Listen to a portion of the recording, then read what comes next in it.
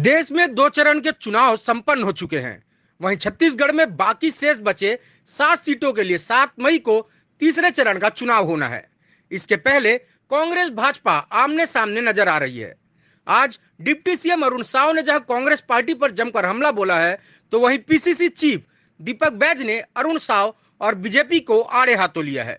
अरुण साव ने राहुल गांधी के रायबरेली से चुनाव लड़ने और राधिका खेरा विवाद का मामला उठाया, तो वहीं दीपक बैज ने 400 पार का मुद्दा उठाते हुए कहा कि जब बीजेपी 400 पार करने जा रही है तो डरी हुई क्यों है, ये समझ से परे है। वहीं प्रदेश की अधिकतर सीटों में कांग्रेस पार्टी की जीत का भरोसा दिलाया है।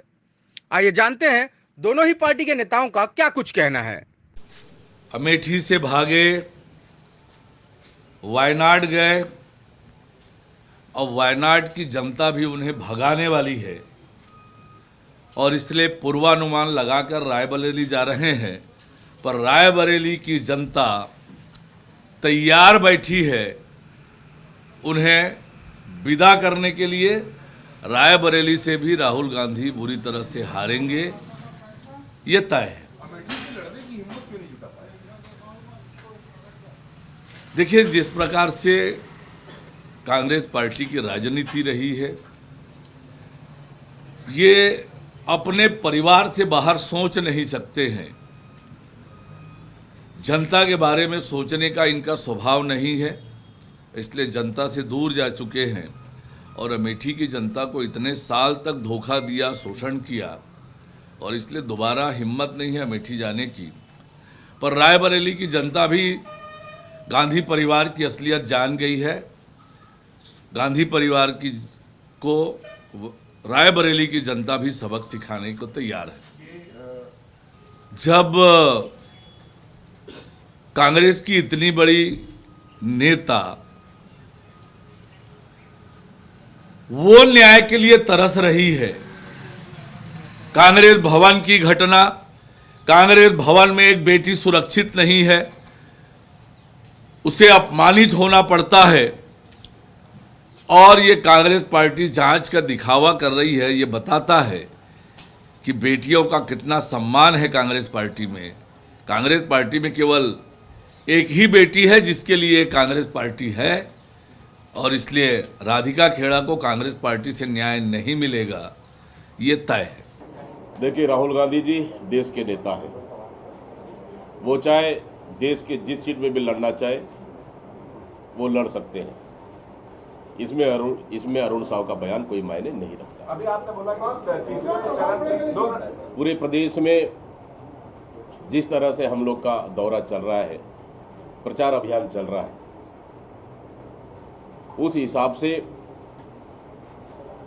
कि पूरे प्रदेश में भारतीय जनता पार्टी के खिलाफ में, मोदी सरकार के खिलाफ में, मोदी के खिलाफ में एंटी इनकम्बेंसी का माहौल है। जिस तरह से पहला चरण का मतदान हुआ, जिस हिसाब से सेकंड चरण का मतदान हुआ, उससे बेहतर कांग्रेस के लिए माहौल रहेगा ये तीसरा चरण, जहां 7 सीटों पर चुनाव होना है। और निश्चित रूप से ये पहला और दूसरा चरण के बाद आप देखेंगे भारतीय जनता पार्टी के नेताओं का बयान और प्रधानमंत्री मोदी का बयान से स्पष्ट है कि भारतीय जनता पार्टी इस समय बुरी तरह से चुनाव हार रही है और इंडिया गठबंधन की सरकार बन रही है, कांग्रेस की सरकार बन रही है देश में।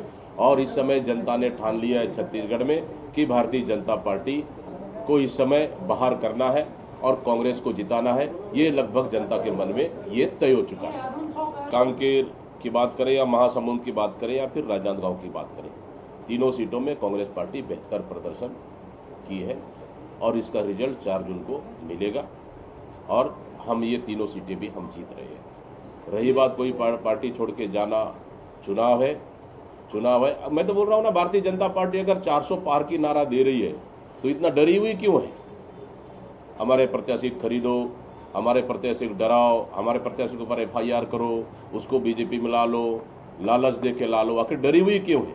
मतलब साफ साफ है, भारतीय जनता पार्टी हार रही है चुनाव और हार के डर से पूरी तरह से भारतीय जनता पार्टी बौखला गई है। मैं फिर भी कह रहा हूं आज आपको कि छत्तीसगढ़ में छत्तीसगढ़ की 11 सीटों में इस समय 2024 चुनाव में भारतीय जनता पार्टी से ज्यादा सीटें कांग्रेस पार्टी जीतेगी। फिगर बता सकते हैं? मैं बता रहा क्योंकि वो तो 11 बोल हूँ, रहे हैं। फिगर का आकलन तो जनता ने तय कर लिया है, मुझे बोलना ठीक नहीं है।